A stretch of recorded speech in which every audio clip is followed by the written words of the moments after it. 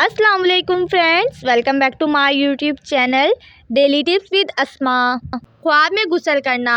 اگر کوئی شخص خواب میں دیکھتا ہے کہ اس نے دریا میں غسل کیا ہے تو اس کا مطلب ہے اس کا غم اور پریشانی کم ہوگی، اور اگر بیمار ہے تو شفا پائے گا، اگر قرض دار ہے تو قرض ادا ہوگا، اگر خوف سے امن میں رہے گا، اور اگر قیدی ہے تو خلاصی پائے گا۔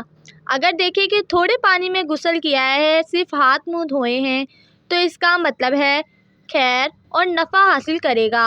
لیکن اگر کوئی شخص خواب میں دیکھتا ہے کہ اس نے ہاتھوں کو پانی اور سجی سے دھویا ہے، اگر دوست رکھتا ہے تو اس کی ان سے جدائی ہوگی، اور اگر کوئی شخص خواب میں دیکھتا ہے کہ اس نے غسل جنابت کیا ہے تو اس کا مطلب ہے اس کا کام ختم ہو گیا ہے۔